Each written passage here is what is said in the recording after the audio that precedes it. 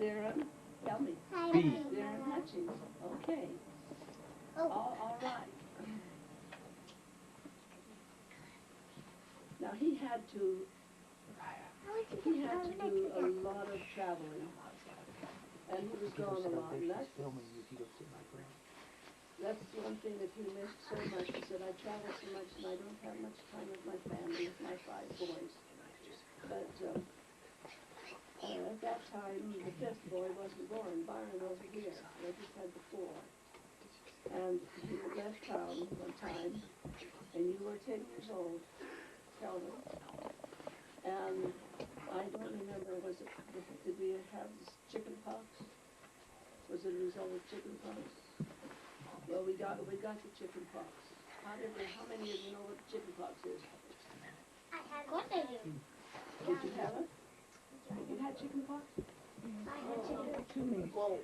And they had chicken pox when we lived in Albuquerque. It is? When they lived in Albuquerque. And so, all the boys were real sick. And they got over it. They broke out in those nasty little pox all over them. But Calvin was awfully sick. Calvin didn't break out.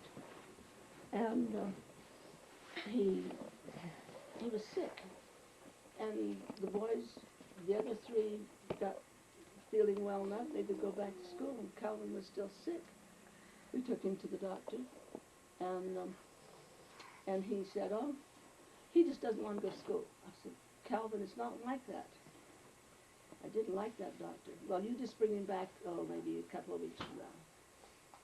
So Darren his daddy kept saying to me, Vida, who's Vida? You. All right, I'm Vida, his wife. And he kept saying, when are you going to take Calvin back to the doctor? I said, I just looked at him and he said, why aren't you taking him back to the doctor? I said, I don't have a feeling that I should right now. He said, all right, we'll go with that. And so then a few days later he said, do you think it's time to take him to the doctor? I said, not yet. I could not take him back to that doctor. I felt like something was just holding me back to make that decision. Of course, I prayed to Heavenly Father that I would know what to do, and who gave me that message? Where did I get that message from? That feeling that I was not to take him. Heavenly Father. From Heavenly Father. Heavenly Father to The Holy answer Ghost. to the prayer and the Holy Ghost. Right? All right? Okay. So one day, Darren, Calvin's daddy said, Friday, when are you going to take him to the doctor? And he was sick. He was just laying there. I thought, what in the world's the matter, Calvin? What's the matter with? And I said to Darren, it's time to go. Let's take him today. So I called the office and talked to the doctor, and he said, well, I'm just leaving town. But I've got another doctor that will be very happy to take care of him, and I think he'll be able to help you a lot. And as I thought about it, I thought, well, Heavenly Father was answering my prayers by keeping me from going back to that first doctor that said there was nothing wrong with him, but he just didn't want to go to school. And I knew Calvin wasn't like that. Calvin always wanted to learn. So we took him to this doctor, and he said, I've been going over some of the things that the doctor wrote down by him. But I look at him, and you know what I see? That takes me back to where, during the war, this was the Second World War, this doctor was in charge of all of those young men who were on the ship, in the Navy then. And he kept looking at Calvin, and he said, you know, I don't need to do it. I don't need to do any testing. I know what's the matter with him. I said, all right, tell us. You know what you had? Do you remember what you had? Yeah. It's scurvy.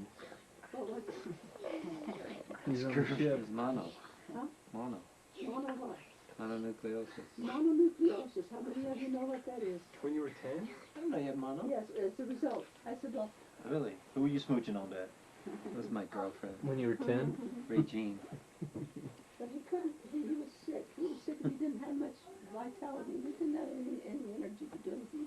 And as the kids were back to school, I said, well, I said, why has he got mononucleosis? What have I done?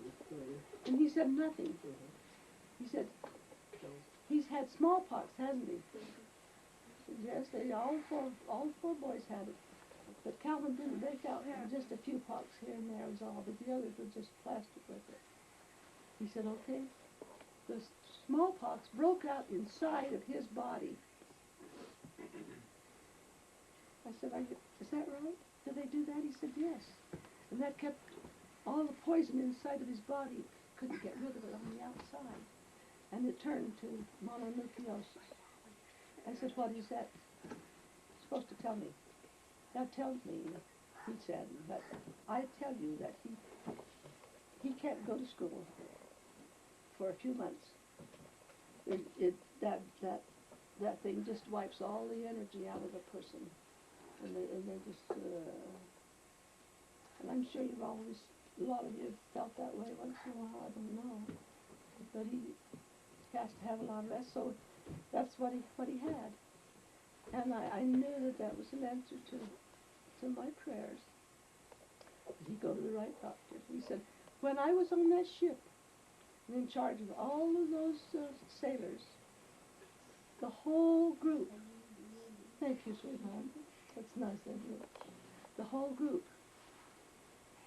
got chickenpox, and then they ended up with mononucleosis. And I said, what did you do with them? He said, I sent them all home. Because there was nothing they could do. There was no vitality in them to do it. And that's the way Calvin was.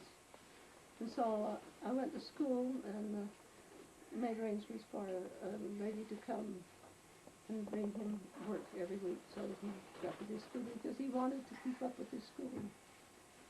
And so by the first of the year, he was able to go back to school. Was it the first of the year? I don't know, it was about 3 months I was out. Yeah, you were out. Three or 4 months I was out. December, so. And, They had great radio That's a programs. long time. what? They had great radio programs. They did. But anyway, he was just special and was easy to take care of, and loved him for what he was doing. Then I want to go back to 6400 South, from about 6th, 7th West in Murray.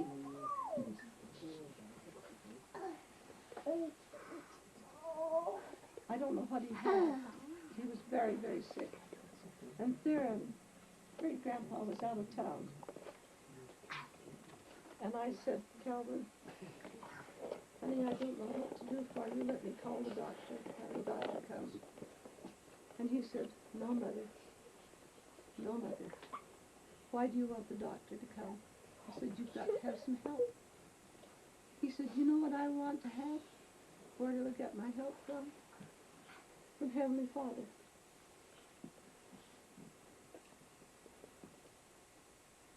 He said, would you please get 2 brethren who hold the priesthood, and they can come and minister to me. And I know, Mom, I know that he'll be all right if he's administered to. So that's, I did. I got 2 brethren to come. I don't remember their names. One of them was Uncle Jay. Was it? Who's the other one? I don't know. Uncle Jay is my sister Merle's husband. They lived there on 6400 South too. And all my life, it was just, if I get downhearted, I think of Cal when he was 10 years old and was so sick, saying, Mom, I don't want a doctor, I want to be administered to. Heavenly Father will make you better. And he did. want you all to know that. It was his faith that, through his faith and prayers and Heavenly Father blessing him and having the priesthood come and bless him. But it's just been a blessing to me. Oh, for the rest of my life. I think of him every twice in a while. But he was always special. We're thankful to the Lord for letting him come to our home as our son.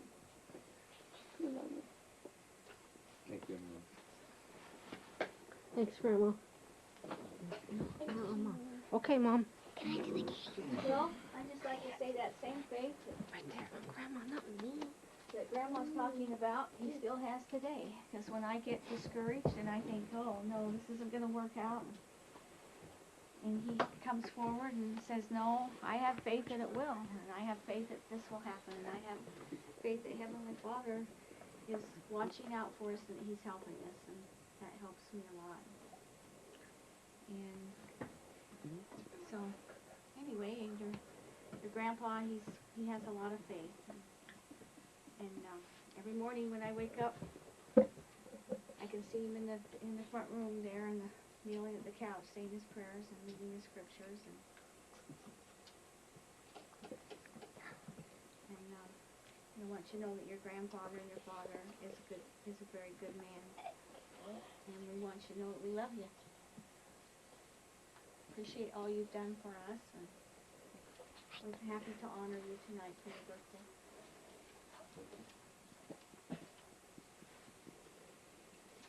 And I'm just going to give you all a quiz real quick. Does anybody know what Grandpa's favorite food is? Carrot cake. Shrimp. Carrot cake. Shrimp. Ice cream. Ice cream? Ice cream. What's My favorite food is ice cream. What's his favorite music? Hawaiian. Reggae. No. Yeah, you're fired. It's on Grandma. It is on Grandma. Look, you can see. Hawaii. Hawaiian music. What's his favorite sport? Soccer. Sporting. Soccer. Basketball. Huh? Underwater basketball. Underwater who? Swimming. Swimming. My favorite sport is my favorite ball is volleyball. I love to play volleyball. Your favorite sport? And I love to watch basketball. Volleyball. Do you love football? Underwater baby. Underwater what? Basket weaving?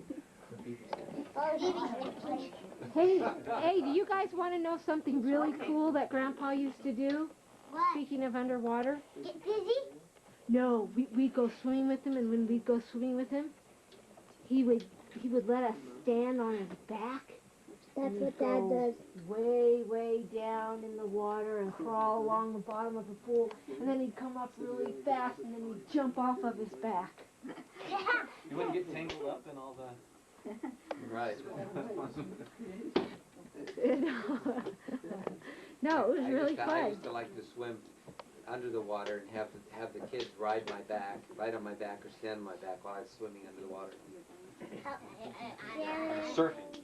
It was like surfing. It was really fun. Probably hurt his back, but No, it was fun. oh, I used to be strong. yeah. I used to be really strong.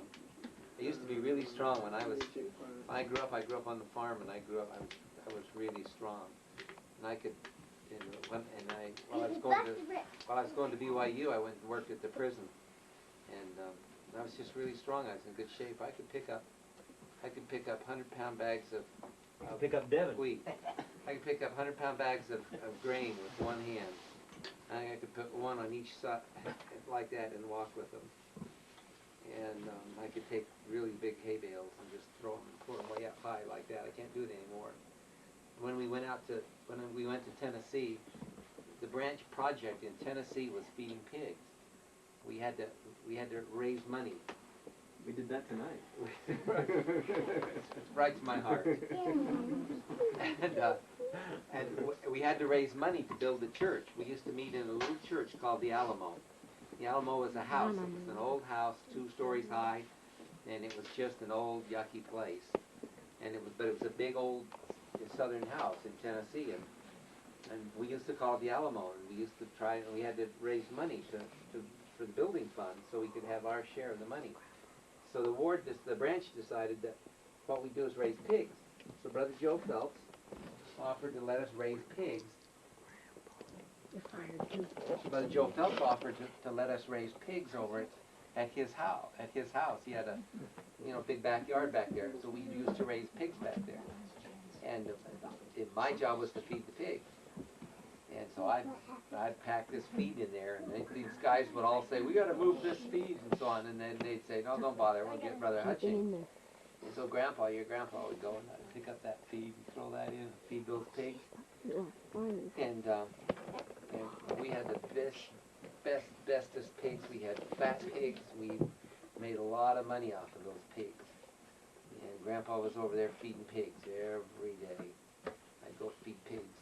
And when it was my turn, and when it wasn't my turn, then we'd come in on Saturday and I'd help him haul that pig feed in.